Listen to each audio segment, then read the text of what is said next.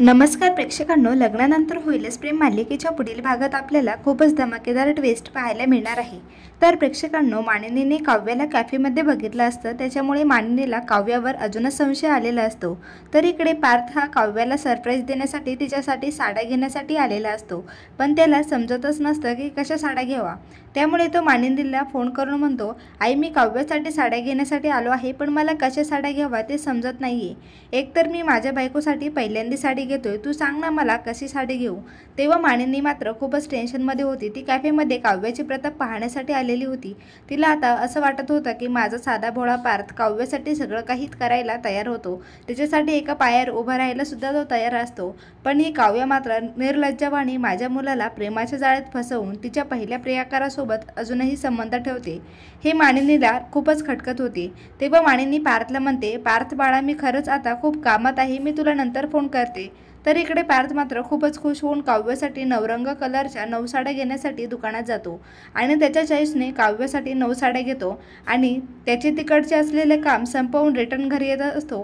तेव्हा त्याच्या गाडीचे अचानक ब्रेकच लागत नाही। तो गाडी कंट्रोल करण्याचा खूपच प्रयत्न करत असतो, पण त्यातला गाडी कंट्रोल होत नसते।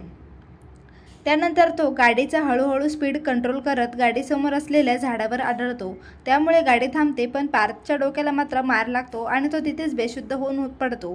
त्यानंतर तिथे असलेले लोक त्याच्या चेहऱ्यावर पाणी शिंपडत शुद्धीवर आणतात, पण आता पार्थला घरी यायला खूपच उशीर झालेला असतो, त्यामुळे काव्यही त्याची काळजी करत असते।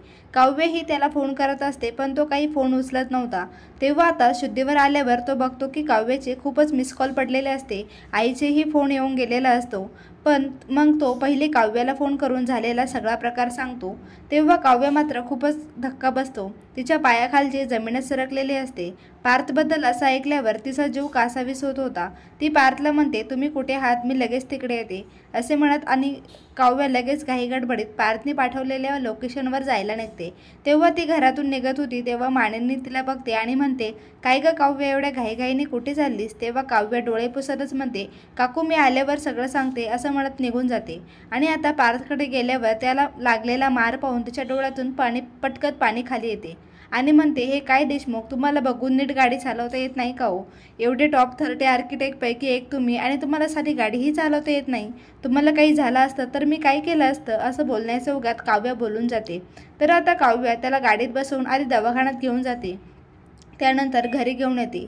पार्थला या अवस्थेत बघून मानिनीला तर धक्काच बसलेला असतो। सगळे घरातले विचारू लागतात, पार्थला काय झालं अचानक असं। तेव्हा काव्य सांगते, ते आता बरे आहेत, तुम्ही काळजी करू नका, त्यांचा छोटासा ॲक्सिडेंट झालेला होता। तेव्हा नंतर आता मानिनीला आठवते, काव्य मग घाईघाईत पार्थकडे चालली होती, म्हणजे तिला पार्थबद्दल नक्कीच काहीतरी वाटते, कारण तिच्या डोळ्यात तिच्या वेदना सांगून जात होत्या। म्हणजेच मला तर आता या काव्याचं काहीच समजत नाही असं म्हणत मानिनी आता कन्फ्यूज झालेली असते। तर आता काव्य मनापासून पार्थची काळजी घेत असते। तर प्रेक्षकांनो, मालिकेत येणारा हा जबरदस्त ट्विस्ट पाहायला तुम्हाला आवडेल का, कमेंट करून नक्की सांगा आणि चॅनलला सबस्क्राईब करून ठेवा।